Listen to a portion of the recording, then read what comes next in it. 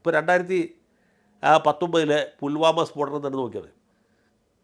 പുൽവാമയിൽ സ്ഫോടനം ഉണ്ടായിക്കഴിഞ്ഞപ്പോൾ ഈ സ്ഫോടനം ഉണ്ടായി 44 CRPF മരിച്ചു. അത് മരിച്ച സമയത്ത് പൊതുവെ കിട്ടുന്നൊരു ചിത്രം എന്താ? ഈ രാജ്യത്തെ സമാധാനമായിട്ട് ജീവിക്കാൻ തീവ്രവാദികൾ സമ്മതിക്കുകയില്ല. അത് തീവ്ര ദേശീയ വികാരമായിട്ട് തെരഞ്ഞെടുപ്പിൽ പ്രതിഫലിച്ചു. പുൽവാമ തീർച്ചയായിട്ടും 2019 തെരഞ്ഞെടുപ്പിൽ ആ റിസൾട്ടിൽ ബാധിച്ചിട്ടുണ്ട്, യാതൊരു സംശയമില്ല. അതെ, ചെങ്കോട്ടയിലെ സ്ഫോടനം പോലെയല്ല.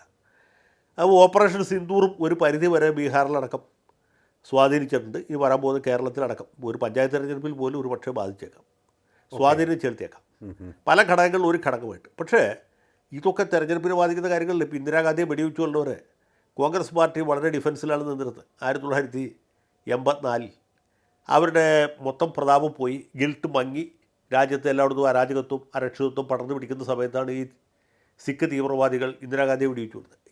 വെടിയേറ്റ് മരിച്ച സെക്കൻഡിൽ ഇന്ദിരാഗാന്ധി ഒരു വലിയ രക്തസാക്ഷിയായിട്ട് മാറി. കോൺഗ്രസ്സുകാർ അതുവരെ ചെയ്ത സകല അഴിമതികളും സകല കൊള്ളതായ്മകളും ജനങ്ങൾ മറന്നുപോയി. ജനങ്ങൾ ക്യൂ നിന്നിട്ട് എന്ത് ചെയ്തു? കോൺഗ്രസ്സിന് വോട്ട് ചെയ്തു. അങ്ങനെ ഉണ്ടായത്. അത് തന്നെ രാജീവ് ഗാന്ധി മരിച്ചപ്പോഴും ഉണ്ടായി. അത്ര ഉണ്ടായില്ല, 3 ഘട്ടമായിട്ട് തിരഞ്ഞെടുപ്പ്. ആദ്യത്തെ ഘട്ടം തിരഞ്ഞെടുപ്പ് കഴിഞ്ഞപ്പോഴാണ് രാജീവ് ഗാന്ധി മരിക്കുന്നത്. 2-3 ഘട്ടങ്ങളിലെ തിരഞ്ഞെടുപ്പ് മാറ്റിവെച്ച് ഒരു 3 ആഴ്ച കഴിഞ്ഞ് നടത്തിയപ്പോൾ കോൺഗ്രസ് രണ്ടാമത് തിരഞ്ഞെടുപ്പ് നടത്തിയ സ്ഥലത്ത് കോൺഗ്രസിൽ മെജോറിറ്റി കിട്ടി. അപ്പോൾ ഇതെപ്പോഴും ജനങ്ങളെ ബാധിക്കുന്ന കാര്യമാണ്. യുദ്ധം അല്ലെങ്കിൽ തീവ്രവാദ ആക്രമണം, പ്രധാനമന്ത്രിയുടെ കൊലപാതകം, ഇങ്ങനെയൊക്കെയുള്ള സംഭവങ്ങൾ നടന്നാൽ ജനങ്ങൾ പ്രതികരിക്കും, സ്വാഭാവികമായിട്ടും പ്രതികരിക്കില്ലേ? അതെ അതെ. അപ്പോൾ ഇതിൻ്റെ പൊളിറ്റിക്കൽ റിപ്പർക്കഷൻസ് ഒരു ഭാഗത്ത് ഉണ്ടാകും. അതേ സമയത്ത് ഇതിനെ ഗ്ലാമറൈസ് ചെയ്യാനും ഇതൊക്കെ ചെയ്യുന്നത് ഒരു അന്തസ്സാണ്, ഗമയാണ് എന്ന് മാത്രമല്ല, ഈ രാജ്യത്ത് ഇപ്പോൾ ജീവിക്കാൻ പറ്റാത്ത നിവൃത്തിയില്ലാത്ത ഒരു സാഹചര്യമാണുള്ളത്. അതിനോട് ജനങ്ങളുടെ ഒരു സ്വാഭാവികമായ പ്രതികരണമാണ് എന്ന രീതിയിലുള്ള അടുത്ത സ്റ്റേജ് അതാണ്. ആദ്യം ഇങ്ങനൊരു സ്ഫോടനം ഉണ്ടായിട്ടില്ലെന്ന് പറയും. രണ്ടാമത് ഈ സ്ഫോടനം ഉണ്ടായത് സർക്കാരിൻ്റെ തന്നെ പിടിപ്പുകേടുണ്ടെന്ന് പറയും. മൂന്നാമത് ഇത് സർക്കാർ ഇതൊന്നും ഉണ്ടാക്കിയതെന്ന് പറയും.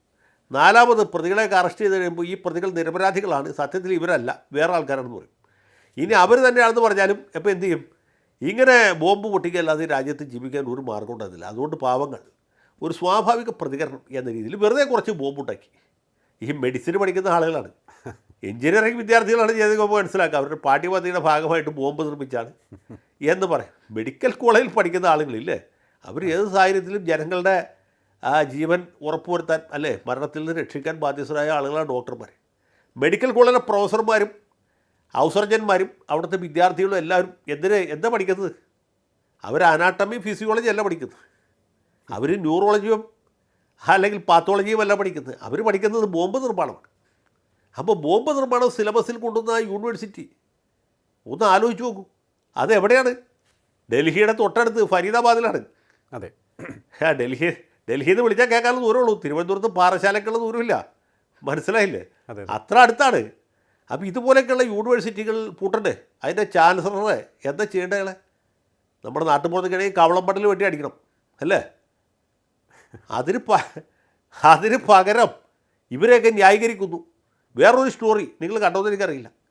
ഈ യൂണിവേഴ്സിറ്റി പഠിക്കുന്ന കുട്ടികളുടെ ഭാവി അവതാളത്തിലായി. അവർക്ക് ക്ലാസ്സിൽ കോൺസെൻട്രേറ്റ് ചെയ്യാൻ പറ്റുന്നില്ല, എപ്പോഴാണ് പോലീസ് വരുന്നത് അറിയില്ല.